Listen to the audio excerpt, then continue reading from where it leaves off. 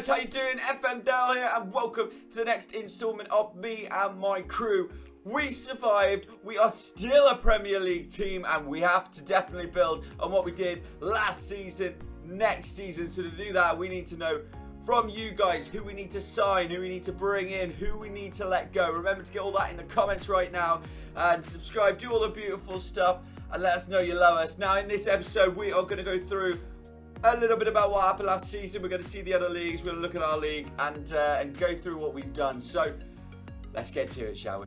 You may not have seen it at the end of the last episode, but you will see it now. These are the end of the season awards. This is what happened. Hannibal Mejbri did win Player of the Year, 68% of the vote.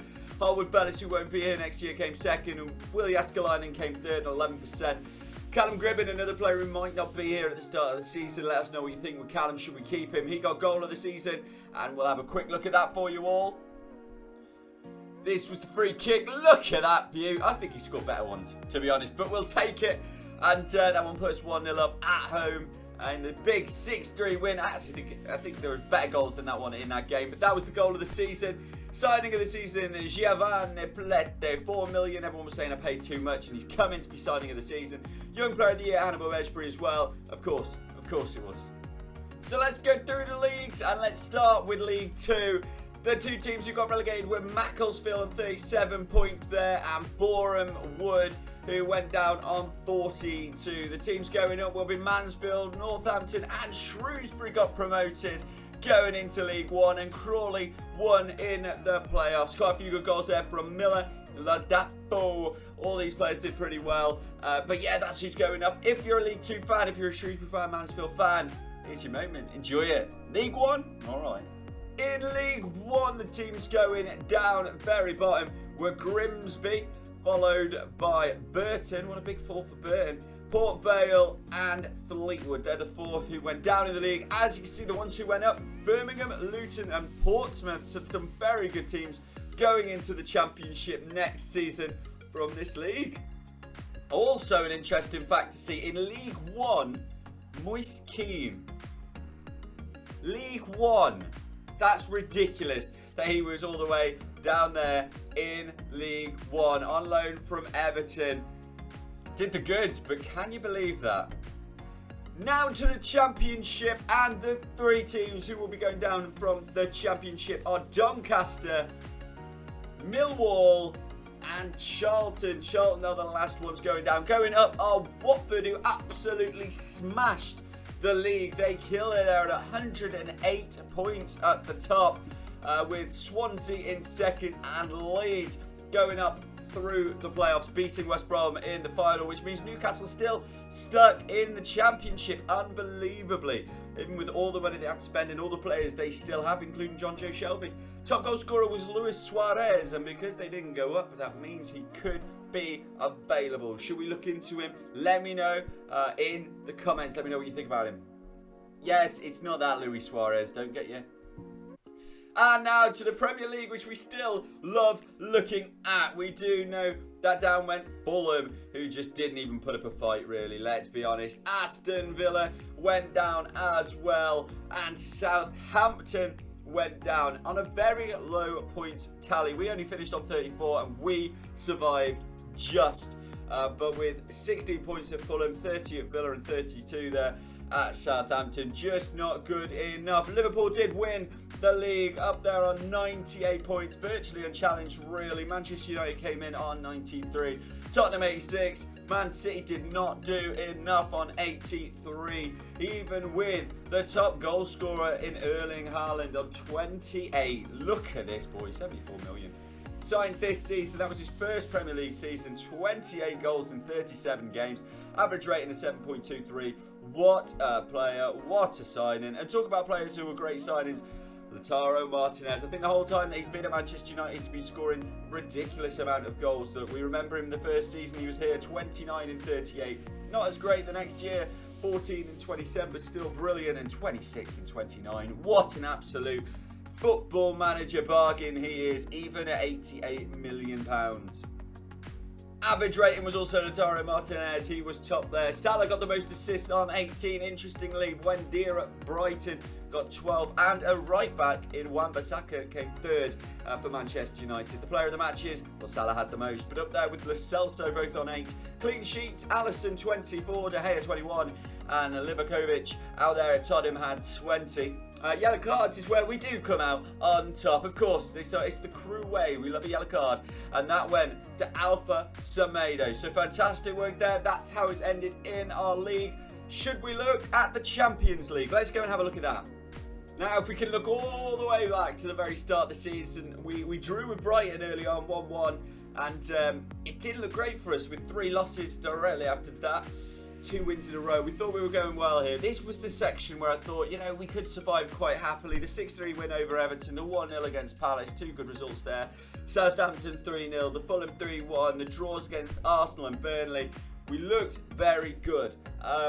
And then we had the big break, if you remember, because of the 2022 World Cup. We had the big break over the winter, and over that big break we really struggled. We had the friendlies, but then we came back and we couldn't do anything in January. Losing or drawing, not finding one win at all in January in 7 games, which was highly disappointing.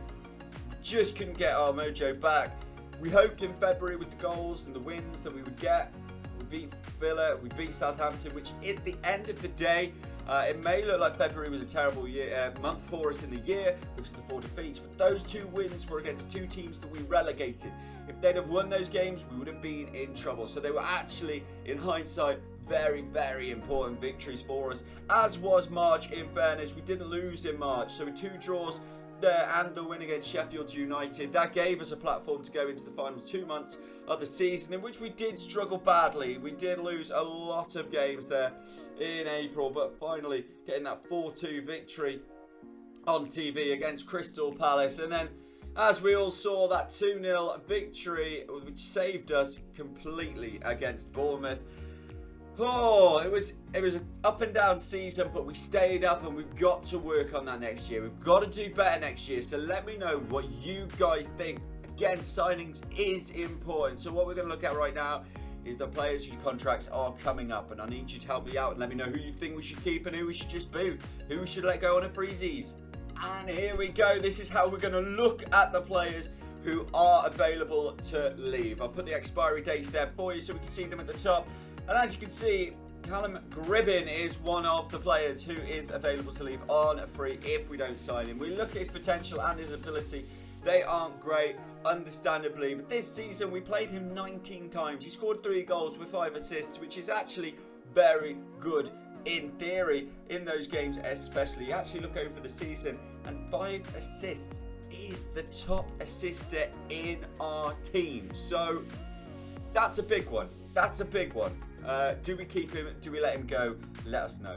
We've then got Regan Griffiths, who's been out on the loan. Luke Offord, Sam Booth, and Ethan Hartshaw. All young players. I think we're going to hold on to Hartshaw, possibly, for a reserve situation. But I do think this is probably the end of the line for Offord and Booth. Regan Griffith, again, as much as I don't want him to go through, him coming through with us and having stories with us, I do think that it's probably the end of the road for him as well. But let me know what you guys think. Taylor Harwood-Bellis, Alejandro Balde, Pio Rostano, and Manzano, all their loans obviously finish at the end of the season. So guys, let us know if you think we should try and bring any of those guys back for next year. And then the season after that, after next season, we've got quite a few big decisions on the contracts to work on as well. So that's going to be a big situation. Contracts are big. So let us know if you think who we should definitely keep. As I say, because they're coming into the last years of their deal, Owendale, Yaskaline and Perry, all of these players. Kirky, do they stay? Do we let them go? You let us know, guys. You let us know what you think out there as well. And before we go, I told you this was going to be a short episode. I want you to see the players who we let go and where they are now. First of all, let's see how Callum Ainley did this season. and not as well as I'd hoped, if I'm honest, for Callum. It says 33 games, 5 goals, 1 assist, 1 player of the match. That's 6.94, but the truth is down here, he had 32 coming off the bench out of those 33. Only 1 start, so hopefully a better next season for Callum Ailey. You're better than that, mate. The playoff saviour was Zigo. We do know he helped us an awful lot. How did he do for Blackburn? Nothing. Not a game, so could have still been our backup at that point. We'll let it go, we'll let it fly.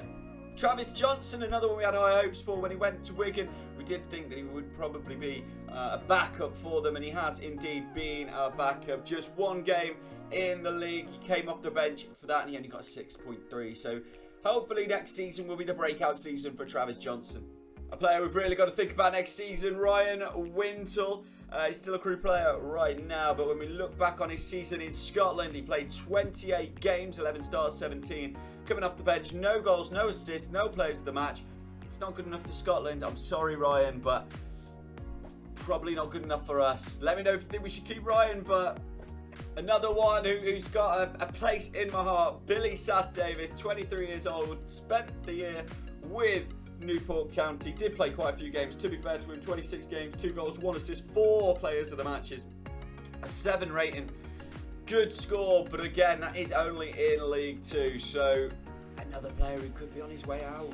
And here's one of those boys, Lewis Riley. We loved him.